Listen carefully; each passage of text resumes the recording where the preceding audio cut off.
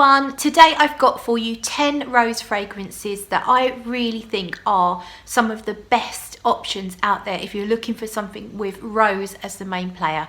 I love rose. On its own, rose is gorgeous, but it can come across soapy and old-fashioned, I think, in some concoctions, and I only like it if it smells, I don't know, modern or different or rich or exciting.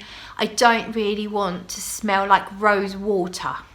So I'm going to give you what I think are the best rose fragrances from my collection. Let's make a start, shall we? So I'm going to start off then with number 10. Number 10 is this one here, and it's 411 Intenso. 411 Intenso by Giovanna Antonelli. Now, this is a perfume brand that has been inspired and has been sort of created with a creative director of Giovanna Antonelli, who is a gorgeous Brazilian actress, presenter, etc. So it's not a celebrity fragrance. This lady has had very much to do with the creation of the fragrance, and it is a niche house. 411 Intenso, what's it all about? Let me read you out the notes. So it's a floral chypre. The top notes are rose, bergamot, pepper, chamomile. Then you have jasmine, peony, ylang ylang, and patchouli, amber, vetiver, and sandalwood. The fragrance is inspired by the Palais Royal in Paris, and to me it has a real vintage feel. I'm wearing it on here, and it starts off kind of a little bit old-fashioned. It smells like quite a lot of florals all together, and then it changes, but you will smell the rose start to finish, which is what I love about it, and it's why it's in this collection here. It just has this real old-fashioned classic feel without smelling like you've stolen your granny's perfume. It does remind me a little bit of Coco, the original Coco from Chanel, in that it smells like a mixture of florals with some sort of amber and patchouli and musk, but it does smell like there's a lot all going on together, but it's really, really nice. I like it a lot. Very, very sophisticated and classic. So that one is 411 Intenso. Then next up I'm going to go for, I only have this small sample of Cafe Rose from Tom Ford. I've never quite needed to buy a full bottle. When my friend got married though, I helped her choose her wedding day scent, and I suggested this, and this was actually what she went for. So I got her a bottle of Cafe Rose, which she wore on her wedding day, and she smelled lovely. Cafe Rose has notes of saffron, black pepper, May rose, Turkish rose, Bulgarian rose, coffee, incense, amber, sandalwood, and patchouli. Now, I've never really picked out too much incense. It's just a very, very tiny hint of it. The same with the coffee. It's almost like a ghost of a note, really. It's not that strong. You totally get all the rose, you get loads of rose, and I get quite a lot of vetiver once you start to hit the dry down. So it's a rose that could definitely be worn by a man because of that. The fragrance came out in 2012, and I believe it does quite well for Tom Ford. It is a really, really nice rose fragrance, and one to choose, I think, if you're looking for something maybe more on the masculine side, and with the pepper in the opening gives it a real nice spicy start. Now, this is probably the least sophisticated on the list. It's Intense Cafe by Montale.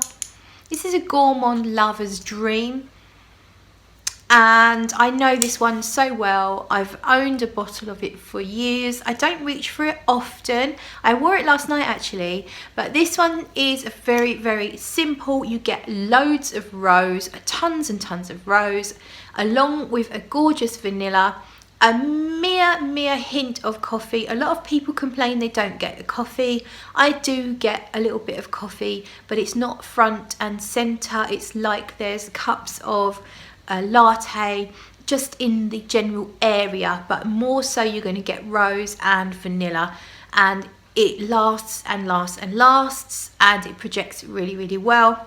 The only complaint I have is it doesn't do a lot of changing on your skin. So generally speaking, what you've got after about the first 20 minutes is what you're going to get all the way through. But it's a really very, very nice, pleasant fragrance. Lots of rose going on in that one. So this one, I actually also wore this one yesterday before I went over the top of it with the Intense Cafe. I had on Traverse du Bosphore. This is another Gourmand Lover's Dream. This time the rose is combined with vanilla and iris, and it gives you that Turkish delight feel. It's really powdery, really rosy, and quite sweet. Not ridiculously sweet, but it's getting a bit close to being too sweet. I really love it when I'm in the mood for something powdery and sweet, and just envelopes you, and you just get little wafts of this gorgeous rose Turkish delight powdered with icing sugar. It's really gorgeous. Bertrand Duchefort is the nose behind this one, and I love it. I really love it. Next up, we have Rosie All Day from Gallagher Fragrances. This one was sent to myself and Dan by Daniel Gallagher, and this is amazing. It's probably the least rosy fragrance in this list, but the rose in there is combined with the spices and the plum, and it just gives this fruity, slightly rosy smell. And it's really spicy, and there's a real strong kind of apple pie filling going on in here, like a spiced apple pie. Not the crust, just the stewed apple pie. You've got brown sugar, tonka bean. It says stainless steel, so there's a note of stainless steel. I don't really get that. My guess would be he might have used rose oxide in the formula, which can give off a metallic rose feel, but actually, and quite happily, I don't really get a stainless steel thing from it. Mostly I get spices and a fruity, plummy rose, and it is really, really rich. Oh, it's quite boozy as well, and it's supposed to be a rosé wine kind of booze, but to me it's more of a thick liqueur, like a brandy, rather than a rosé wine. To me, it is a perfect Christmas scent if you're looking for something super spicy and rich and Christmassy. Rosie All Day, it was actually a real surprise. It wasn't what I expected, but it is really quite fantastic. So that, by the way, is there in case you hadn't guessed. Number 5, Lipstick Rose from Frederic Malle. Perfumer is Ralph Schwager, as you can see on the bottle there. Lipstick Rose came out in the year 2000. And there are notes of rose, violet, musk, vanilla, vetiver, amber and grapefruit. Now, in my humble opinion, you can forget those last 3 notes really. The vetiver, amber and grapefruit, not really spotting them myself. I'm getting lots of rose, lots of violet, lots of musk and lots of vanilla here. And yeah, it's a little bit like those violet sweets, Parma violets. But also imagine a rose alternative. Let's imagine you can get rose violet. No, Parma violets. Let's imagine you can get Parma roses. I'm not quite sure how that would work. Sugared candied rose petals and Parma violets. And then some powdery, musky, fluffy, pillow-like vanilla. It is absolutely gorgeous. It is super feminine. It's quite sweet. My only complaint with this one, again, is that it's a bit linear.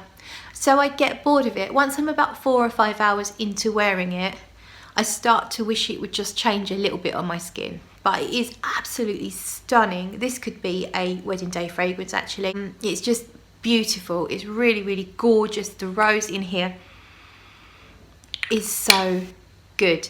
It's sweet and a bit fruity. It's lovely. Really great rose fragrance if you're okay with the fact that it's not going to do a lot on your skin, but just stay like that, which is pretty damn good. Yeah, it's good. It's good. Okay then, so that means we are at number 4. Okay, now This is my beloved Tobacco Rose. I've told you about this before. I've told you over and over again what a great fragrance Tobacco Rose is. So I'm not going to dwell on it too long. You get hay and beeswax. I get a bit of vetiver in the dry down. The rose is more on the masculine side. It's not a fruity sweet fragrance at all. It's more of a savoury delight. Tobacco Rose. Next up. What's going on? I've got 3 masterpieces for you. These 3 I can't really decide what order to give them to you in. So I'm just going to go like this. Another Frederic Malle for you. It totally belongs in everybody's top 10 or top whatever rose list is Portrait of a Lady. It's a Dominique Ropion perfume. He's a mastermind, also behind Alien and a million other classic fragrances. This one is all about spices, rose, patchouli. There's a little bit of vanilla that comes out later on. There's also a little bit of wet pavement that comes out later on.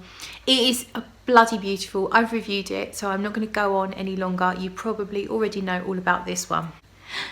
Number 2. Number 2 is by Rosie All. Is it Rosie All or Rosie All? I'm not quite sure. It's called Mallik Al Taif. We only have a sample here at the moment. Where did I put it? Oh, there it is. So, I don't like oud. I made it really clear all the time in my videos, and to poor Mr. Smelly. I point that way, but he's at the gym. Poor Mr. Smelly. Everybody knows I hate oud. Actually, I'm starting to think I've never really smelt real oud. This is a rose and oud fragrance. So Mallik Al Taif, it's by the perfumer who owns the brand, Rosie All, and it's Russian Adam. And the notes on here, we have a royal Taif rose and Indian rose.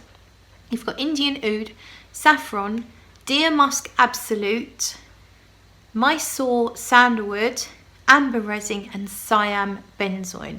Now this fragrance absolutely blew me away, and Dan, when we smelt them. Rosie All sent Dan the samples of the 4 new releases. This one is our favourite by a long shot, and I can't believe that I like an oud fragrance, but this oud doesn't come off like anything else I've ever smelt. It literally smells like you're walking in the countryside and someone's muck spreading, but that's not a bad thing. I think I've never got that from oud before. When people talk about barnyard oud, all I can smell is something that makes me feel a bit sick, and I can never quite pinpoint what it is about oud that I hate. But here we're smelling a combination. I think there's 3 different types of oud, and it's perfectly palatable. It's slightly weird because it is a little bit like walking in the countryside or smelling a barnyard, a little bit, but not in a bad way. But more importantly, there's 40% rose oils in this fragrance. That's not even legal in this country. And you can tell the rose is absolutely breathtakingly stunning. In the dry down, I get the if that is the oud I'm smelling, it comes down a little bit and the rose takes over, and then the sweetness comes in, which might be the benzoin. But it's absolutely beautiful. It's actually coming off a little bit medicinal on my skin today, which I've never picked up on before. It's really strong, it's rich, and it's gorgeous. So, I mean, it's a very expensive fragrance, but they use ridiculously expensive ingredients.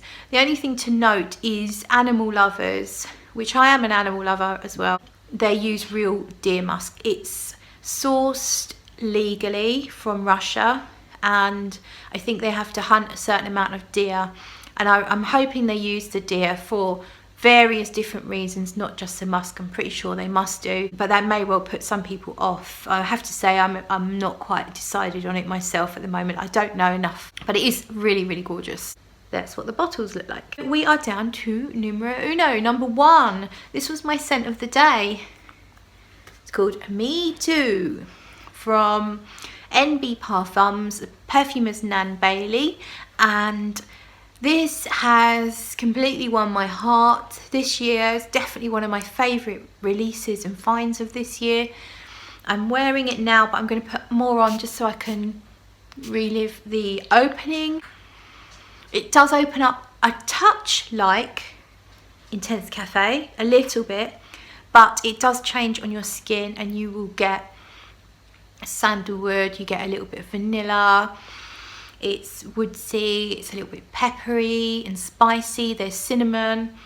It really does take you on a journey, and that is definitely something that I really appreciate and love in a fragrance, is it needs to change on my skin so that I don't get bored, because I'm a fickle little thing. So me too. I'll pop the link to all these fragrances in the description below. That's coming out as my #1 favourite rose fragrance.